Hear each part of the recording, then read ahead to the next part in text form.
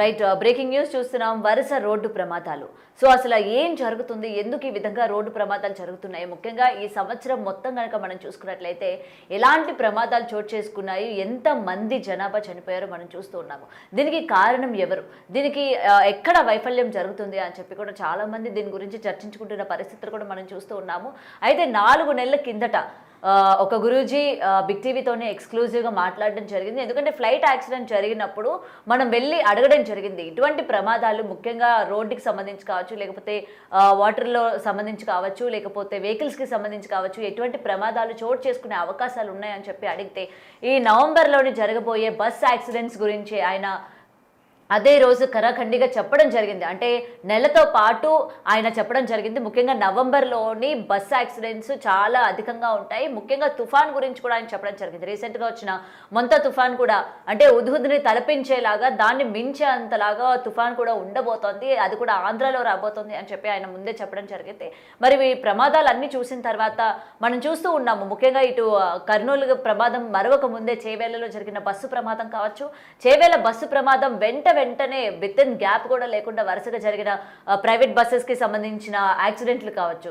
So అదృష్టవశాత్తు దాని తర్వాత జరిగిన యాక్సిడెంట్లోని మృతుల సంఖ్య అన్నది చాలా తక్కువగా ఉండడం వల్లది కొంచెం అదృష్టం అనే చెప్పాలి. మరి దీని గురించి తెలుసుకుందాం. ఇవాళ మనతో పాటు నిత్య విద్యానంద భారతి గారు లైవ్లో జాయిన్ అవుతూ ఉన్నారు. గురుగారు నమస్తే అండి. నమస్కారం. నమస్తే. సో 4 నెలల కిందట నేను ఫ్లైట్ యాక్సిడెంట్ ఏదైతే జరిగిందో ఆ రోజు నేను మీతో మాట్లాడడం కూడా జరిగింది. ఫ్లైట్ యాక్సిడెంట్లో దాదాపు 200 పైగా చనిపోవడం జరిగింది. మరి ఎటువంటి ప్రమాదాలు చోటు చేసుకుంటే ముఖ్యంగా ఈ సంవత్సరం క్రోధినామ సంవత్సరం కాబట్టి ఎక్కువ జనాభా యాక్సిడెంట్లోని చనిపోయే అవకాశాలు ఉన్నాయని చెప్పి మనకి పంచాంగం ప్రకారం కూడా చెప్పడం జరిగింది. సో జనాల్ని అలర్ట్ చేయడానికి, ప్రమాదాల నుంచి వాళ్ళు కాపాడుకోవడానికి మిమ్మల్ని అడగడం జరిగింది. అయితే నవంబర్లోని జరిగిపోయే ప్రమాదాల గురించి మీరు ముందుగానే అంచనా వేసి చెప్పడం కూడా జరిగింది. సో మీరు అన్నట్టే ఇప్పుడు నవంబర్లోని జరిగిన ఈ బస్సు యాక్సిడెంట్లు అటు కర్నూలు కావచ్చు, నిన్న చేవేలు కావచ్చు, చేవేల తర్వాత వెంటనే వచ్చిన ఈ యాక్సిడెంట్లు కావచ్చు, సో ఏ విధంగా చూడొచ్చు అంటారు? ముందుగా ప్రేక్షక మహాశయులందరికీ కూడా నమస్కారము. ఇప్పుడు జరుగుతున్నటువంటి ప్రమాదాలు ఏదైతే జరుగుతున్నాయో వీటన్నిటికీ కూడా విపత్తుల కారణంగా మనం తీసుకున్నట్టయితే ప్రజానికంలో అనేక రకాలైనటువంటి అశ్రద్ధతో కూడుకున్నటువంటి ఆలోచనలతో కూడుకున్నటువంటి ప్రయాణాలు. అదే విధముగా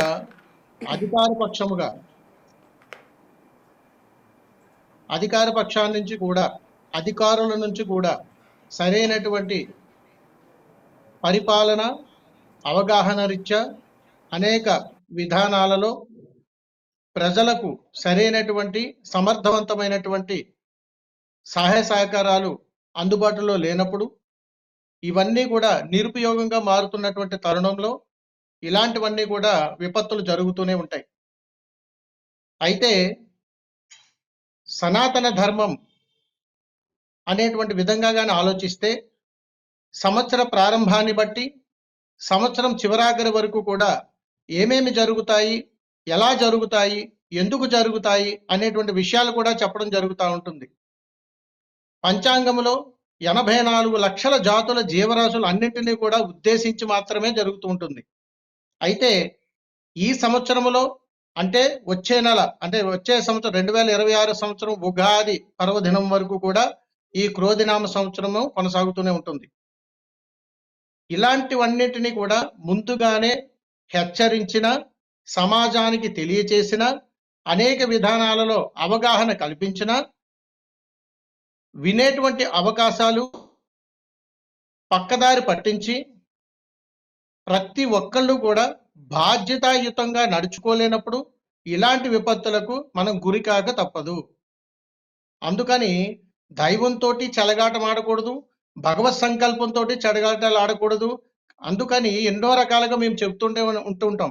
దేవాలయాల గురించి కానీ అంటే నేను మాట్లాడే మాటలు శాపాలు పెడుతున్నారు, లేకపోతే దీనికి దానికి మూడేమిటి అని అనుకోకండి. ఎందుకనంటే భగవంతుడు అన్ని రూపాలలో, అనేక రూపాలలో మనం చూస్తూనే ఉంటాడు.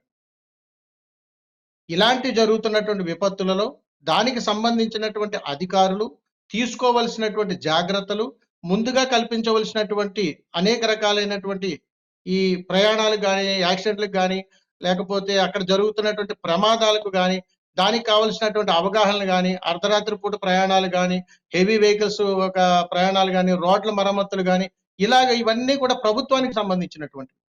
అయినా కానీ బాగున్నా కానీ ఎక్కడో అజాగ్రత్త ఏర్పడతా ఉంది. ఇవన్నీ ముందే ఎందుకు వస్తాయి, ఎందుకు తెలుస్తాయి అని అడిగితే, ధార్మిక విషయాల్లో ఎప్పుడూ కూడా నిస్సంకోచంగా భగవత్ సంకల్పంతో చెలగాటాలాడితే, పట్టించుకోనట్టుగా గాని ఉంటే, దేవాలయాల మీద దూషణలు జరిగినా, అదే విధంగా భగవంతుడితోటి చెలగాటాలాడిన అనేక రూపాల్లో మనకు ఇవన్నీ హెచ్చరికలుగా మనం తీసుకోవాలి.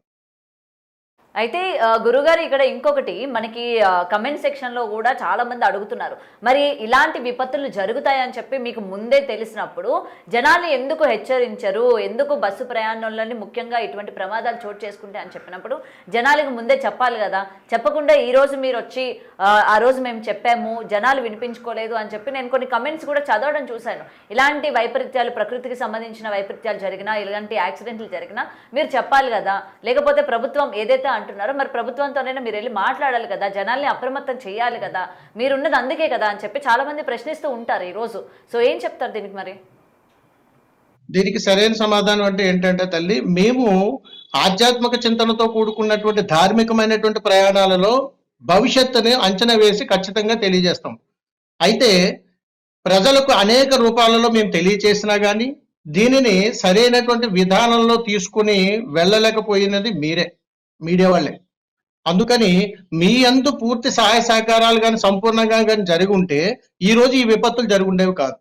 రెండవది, ప్రభుత్వానికంటే అంటే ప్రభుత్వానికి మనం తెలియచేసేటట్లుగా సమాచారం అందించేటట్లుగా మధ్యలో ఉన్నటువంటి వారధి మీ ద్వారానే సమాచారం అందాలి.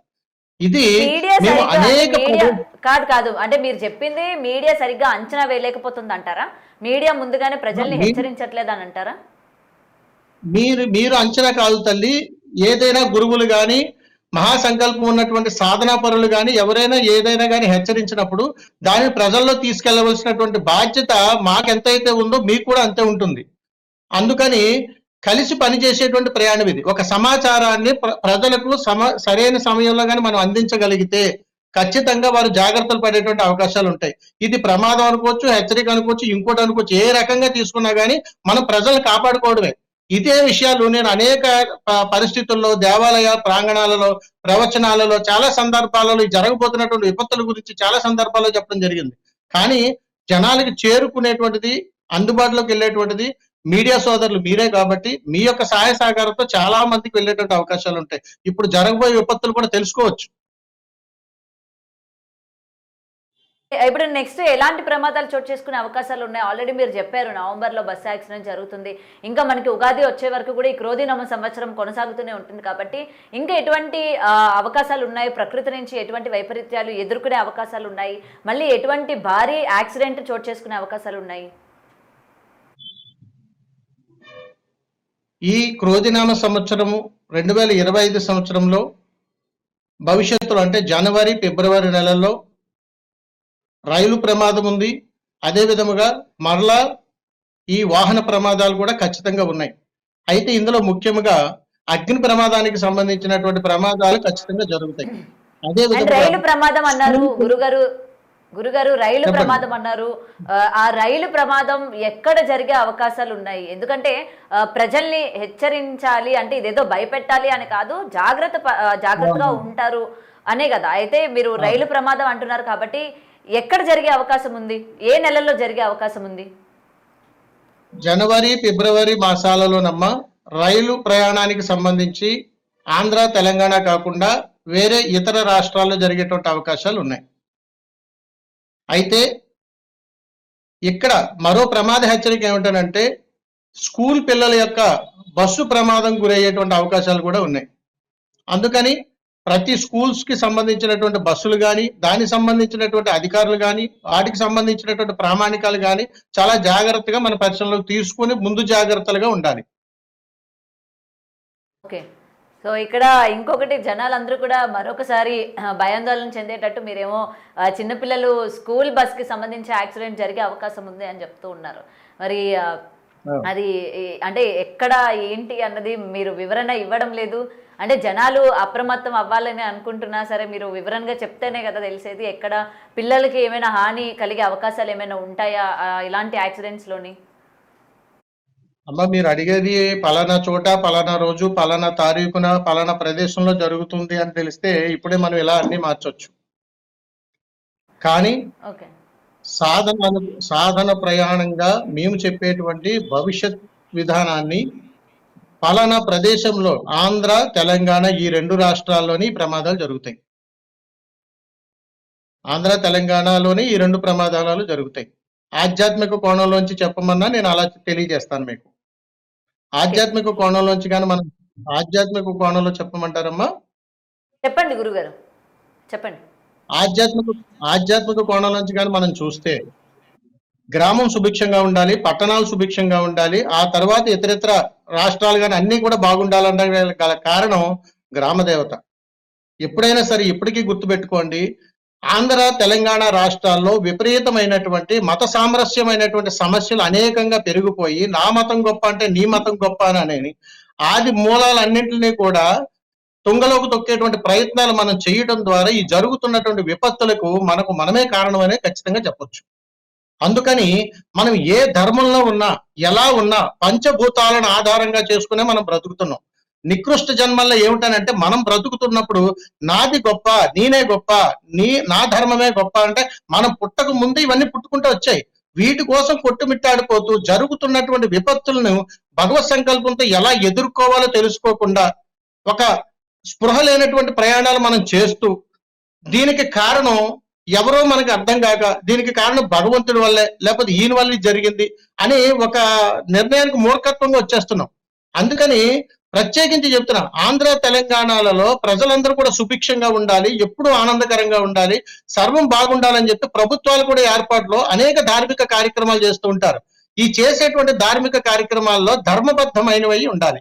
ఇందులో స్వార్థపూరితమైనటువంటి దేవాలయాల జోలికి వెళతాము, వాటితో చెలగాటాలు ఆడటము, వాటి యొక్క ధనాలతోటి, ఆస్తులతోటి, విధి విధానాలతోటి రకరకాల పరిపాలన చేయటము ఇదంతా ఒక ఎత్తు అయితే గ్రామ దేవతలను విస్మరించడం. ఎప్పుడైనా సరే గుర్తుపెట్టుకోండి, ఏ ఊరు నుంచి మనం ప్రయాణం చేసినా ఆ ఊరు గ్రామ దేవత వల్లనే మనం క్షేమంగా వెళ్ళి క్షేమంగా వస్తాం. కాబట్టి ఇన్ని సంవత్సరాల్లో ఎప్పుడు ఏ ప్రభుత్వాలు కూడా గ్రామ దేవతల దగ్గరికి రావటం, వాళ్ళ యొక్క అనుగ్రహాన్ని పొందడం, పరిపాలన సుభిక్షంగా జరగాలని కోరుకోవడం ఎప్పుడూ లేదు. అందుకని ఇప్పటికైనా మించిపోయింది లేదు. రానున్నటువంటి తరువాత ప్రభుత్వ అధికారులకైనా కానీ ఇది ఒక మార్గదర్శకంగా కావాలి. అందుకని దేవాలయాలు, దైవ సంకల్పాలు ఇవన్నీ పరిపాలనా భాగంలో ఎన్ని ఉన్నా కానీ మనం ధర్మబద్ధమైనటువంటి ప్రయాణం ఖచ్చితంగా చేసి తీరాల్సిందే. అందుకని తల్లి ఎవరు ఎక్కడ ఏ ఇంటి నుంచి బయలుదేరినా ఎక్కడ జన్మించాడో ఆ ఊరి గ్రామ దేవత అనుగ్రహం వారి మీద తప్పనిసరిగా ఉంటుంది. ఇవన్నీ మనం విస్మరించేసి మతాలు మార్చుకుని మనకు నచ్చినట్టుగా ఉంటూ మనకు నచ్చినట్టు జీవన విధానాన్ని అనేక రూపాల్లో మనం మరలు చేసుకుంటున్నాం. అందుకని ఎలా పుట్టామో అలాగే మరణించాలి, ఎలా ఉన్నామో ఎందులో మనం ధర్మం కొనసాగుతుందో అలాగే ఉండాలి. ఇలాంటివన్నీ కూడా మనకి ఈ విపత్తులకి కారణం అవుతాయి తల్లి. ఎందుకనంటే భగవంతుడు ఇచ్చినటువంటి అద్భుతమైనటువంటి ఈ దేహ ప్రసాదాన్ని మనం చక్కగా స్వీకరించకుండా మనకు నచ్చిన విధంగా మనం మార్చేసుకుంటూ ఉన్నప్పుడు, నచ్చిన విధంగా మనం ప్రయాణం చేస్తున్నప్పుడు రాంగ్ రూట్ లో వెళ్తున్నట్టే. మరి అలాంటప్పుడు ప్రమాదాలే జరుగుతాయి తల్లి. ఓకే. సో, ఇక ప్రకృతికి సంబంధించి ఎలాంటి వైపరీత్యాలు చోటు చేసుకునే అవకాశాలు ఉన్నాయి? ఎందుకంటే మీరు గతంలో చెప్పారు. హుద్‌హుద్‌ని తలపించేలాగా రాబోతోంది. తుఫాన్ కూడా వస్తది ఆంధ్ర అని కూడా మీరు పర్టిక్యులర్‌గా మెన్షన్ చేశారు. మరి ఇప్పుడు మళ్ళీ అలాంటి అవకాశాలు ఏమైనా ఉన్నాయా? మళ్ళీ ఇటువంటి తుఫాన్లు గానీ, లేకపోతే ఆల్రెడీ ఇవాళ మనం పొద్దున్న నుంచి చూస్తున్నాం వైజాగ్‌లోని భూకంపం రావడం కూడా మనం చూసాము. అయితే ఇప్పటికే అక్కడున్న ప్రజలందరూ కూడా భయాందోళన చెందుతున్నారు. సునామీ సూచనలు ఏమైనా ఉన్నాయా? వచ్చే అవకాశాలు ఉన్నాయి. ఎందుకంటే మనం చూస్తున్న పరిణామాలే మనకి ఇంత భయాందోళన చెందేలా చేస్తున్నట్టు కూడా మనకి కనిపిస్తోంది. సో నెక్స్ట్ ఎలా ఉండబోతోంది? ముఖ్యంగా ప్రకృతికి సంబంధించి ఎటువంటి వైపరీత్యాలు చోటు చేసుకునే అవకాశాలు ఉన్నాయి గురుగారు? విశాఖపట్నానికి సంబంధించి మీరు చెప్పినటువంటి భూకంపము మళ్ళా భవిష్యత్తులో కొద్ది రోజుల్లో, తక్కువ రోజుల్లో ఇప్పుడైతే ఎలాంటి ప్రమాదాలు సంభవించేటువంటి అవకాశాలు లేవు తల్లి. కానీ 2026 సంవత్సరంలో 2 మహా ప్రమాదాలు పొంచి ఉన్నాయి ఆంధ్ర రాష్ట్రానికి. ఇవి కూడా తుఫాను ప్రభావం వల్ల మాత్రమే జరుగుతాయి. దీనివల్ల ప్రాణ నష్టం జరుగుతుంది, ఆస్తి నష్టం కూడా జరుగుతుంది. ఇది 2026లో జరగబోతా ఉంది. సో ఇప్పటి వరకు చూసిన తుఫాన్లు ఒక ఎత్తు అయితే 2026లో చూసేది మరో ఎత్తు అన్నట్టు చెప్తున్నారు. అంటే ఆ ప్రాణ నష్టం అంటే అవును ఇప్పటి తల్లి. వరకు తుఫాన్లోని మనకి ప్రాణ నష్టం అన్నది దేవుడి దయ వల్ల ఎక్కడ కూడా జరగలేదు. ఆస్తి నష్టం కూడా చాలా తక్కువ శాతమే. ఇప్పుడు మీరు చెప్తుంది చూస్తుంటే అవును. మనకి ఇటు 2 జరిగే అవకాశాలు ఉన్నట్టు మనకి క్లియర్‌గా చెప్తున్నారు మీరు. అవును తల్లి. అందుకనే చెప్తున్నాం మేము. అది కూడా మీకు ఆంధ్ర రాష్ట్రంలోనని ప్రత్యేకించి చెప్తున్నానికి నదీ పరివాహ ప్రాంతంలో దైవశక్తి అనేటువంటిది చాలా అద్భుతీయంగా ఉన్నప్పుడు, మనము చేస్తున్నటువంటి ప్రయాణాల్లో భగవంతుని యొక్క సత్సంకల్పాలు, భగవంతుని యొక్క అనుగ్రహం కూడా మన మీద ఎప్పుడు ఉండాలి. ఈ మెండుగా ఉండటానికి మనము సద్వినియోగపరుచుకోవాలి. ప్రకృతికి ఎప్పుడు కూడా మనం విరుద్ధంగా చేసేటువంటి ప్రయాణం వలన ప్రకృతి ఇచ్చేటువంటి విలయ తాండవానికి మనం బలైపోతుంటాం. అంటే మనం ఎలా రాసిపెట్టి ఉంది మన నుదుటి రాసేది మన కర్మ ఏంటి అని అనుకుంటే మనం ఏం చేయలేం తల్లి. కానీ మన వంతు మానవ ప్రయత్నం అనేటువంటిది మనం చెయ్యాలి. ఎందుకనంటే మానవుని యొక్క జీవితమే చాలా చిన్నది. ఇందులోని ప్రాణ నష్టం అంటే మనిషే కాదు అన్ని ప్రాణులు నష్టపోతాయి. అందుకని పుట్టినటువంటి వాడు గిట్టక తప్పదు. కానీ ఏ టైంలో ఎప్పుడు ఎలాగా వస్తుందనేటువంటిది ఎవరికీ తెలియదు. కానీ కొన్ని ప్రయాణాల ద్వారా కొంతమంది మహానుభావులు మన భారతదేశంలో ఉండబట్టి వారి యొక్క పరిజ్ఞానాన్ని, వారి యొక్క సాధనను మనం సద్వినియోగం చేసుకోగలిగినప్పుడు ఇప్పుడు వీటన్నింటినీ కూడా విపత్తుల ముందు మనం ఎదుర్కోవచ్చు. ఉదాహరణకు మనం ఒక పంచాంగం తీసుకుంటే ఆ పంచాంగం సంవత్సరం అంతా అయ్యేంత వరకు కూడా ఏం జరుగుతుందో ముందే మనకు తెలుస్తుంది. కాబట్టి ఇప్పుడు మనిషి జాతకం ఎలా ఉంది, ఈ సంవత్సరం ఎలా ఉంది, వచ్చే సంవత్సరం ఎలా ఉంటుంది అనేటువంటి జిజ్ఞాసతోటి అన్ని తెలుసుకోగలిగిన వాడు, నాయనా ఇన్ని జాగ్రత్తలు తీసుకోండి, ఇలా ఉండండి అని చెప్పినప్పుడు ఎందుకు పాటించరవి? ఎందుకు చేయరు? మన ఇంట్లో ఉన్నంత సేపు ఒకలాగా ఉంటాం, బయటికి వెళ్తే ఒకలాగా ఉంటాం. ప్రాణం మనదేనా? అందరిదేనే. అందరిది ప్రాణాలే. అందరూ ఒకటే. కాబట్టి జరుగుతున్నటువంటి విపత్తులకి ప్రజలలో అవగాహనలు కల్పిస్తూ ఉండాలి. ప్రయాణాల పట్ల భద్రత కల్పించేటట్లు చెప్తూ ఉండాలి. వాహన ప్రయాణాలు చేసేటప్పుడు డ్రైవర్లకు అద్భుతమైన కౌన్సిలింగ్ ఇస్తూ ఉండాలి. ప్రయాణాలు చేసేటప్పుడు ప్రయాణికులకు కూడా అక్కడ తీసుకోవాల్సిన జాగ్రత్తలు ఏంటి? బస్సు ప్రమాదం అంటే బస్సులో ఎలాంటి జాగ్రత్తలు తీసుకోవాలి? ఎమర్జెన్సీలు ఎలా చూసుకోవాలి? లేకపోతే వాహనాలు ప్రయాణం చేసేటప్పుడు పార్కింగ్లు ఎలా చేసుకోవాలి? ఏ ప్రదేశాల్లో మనం ఆగాలి? పెట్రోల్ బంకుల దగ్గర ఆగినప్పుడు ఎలా ఉండాలి? ట్రావెల్ బస్సులో మనం ప్రయాణం చేస్తున్నప్పుడు మనం ఏ జాగ్రత్తలు తీసుకోవాలి? అక్కడ పని చేస్తున్నటువంటి డ్రైవింగ్ చేస్తున్నటువంటి వాళ్ళకి అనుభవం ఉందా లేదా? ఒకవేళ ఎమర్జెన్సీ అయితే మనం ఎవరిని కాంటాక్ట్ చేయాలి? అక్కడ ఎవరైనా మనకి సపోర్ట్ సూపర్వైజర్ లాంటి వాళ్ళు ఎవరైనా ఉన్నారా? ఎమర్జెన్సీ ఎగ్జిట్స్ ఏమేమి ఉన్నాయి? ప్రతిదీ తెలుసుకోవాలి. ఇవన్నీ ఎవరిది బాధ్యత? ప్రభుత్వానిదే. ప్రభుత్వ వైఫల్యాలు కొన్ని ఉంటాయి. అంటే ఈ రోజుకి ఈ పూట గడిచిపోయిందిలే, ఈ పూటకి ఈ పూట వెళ్ళిపోయిందిలే అని అనుకుని వెళ్ళిపోతున్నప్పుడు ఎవరు నష్టపోతున్నారు? సామాన్యులమైనటువంటి మనం నష్టపోతున్నాం. ఇప్పుడు ఉదాహరణకి ఒక ఫ్లైట్ జర్నీ చేయాలి. అక్కడ ప్రమాదం జరుగుతుందని మనకు తెలీదు. కానీ ఎన్నో ప్రికాషన్స్ తీసుకుంటాం.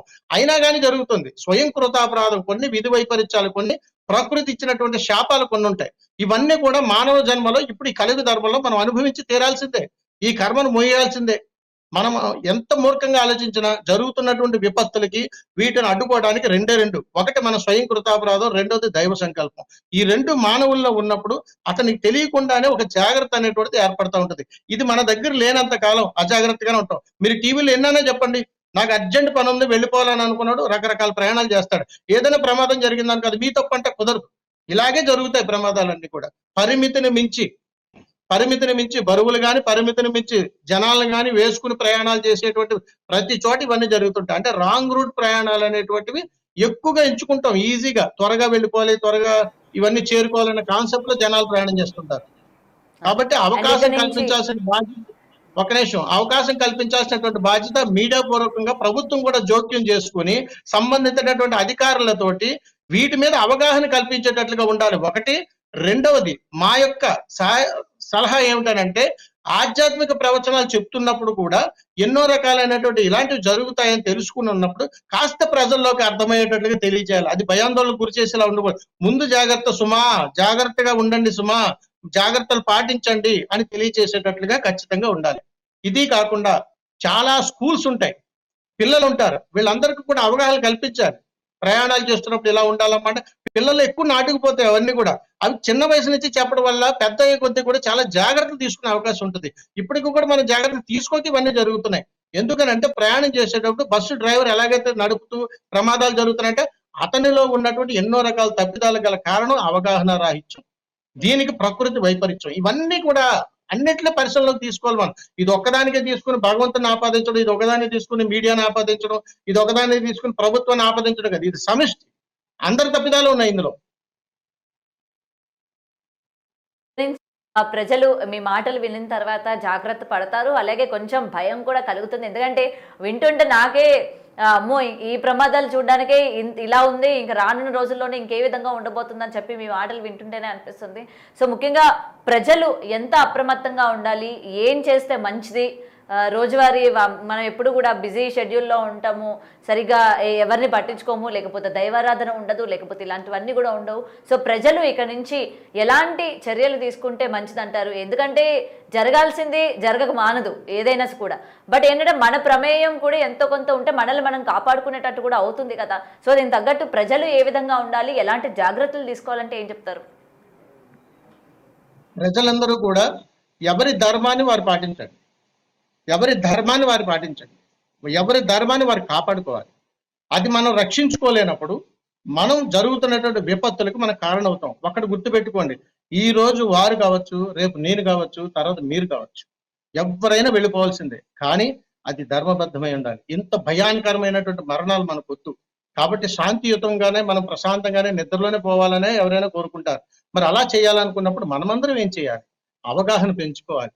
ప్రయాణాల పట్ల, ప్రమాదాల పట్ల, జరుగుతున్నటువంటి విపత్తుల పట్ల, ఆడపిల్లల మీద జరుగుతున్నటువంటి అఘాయిత్యాల పట్ల, అదే విధంగా ఈ ఆత్మహత్యల పట్ల ప్రతి దానిలోనూ అవగాహన తప్పనిసరి.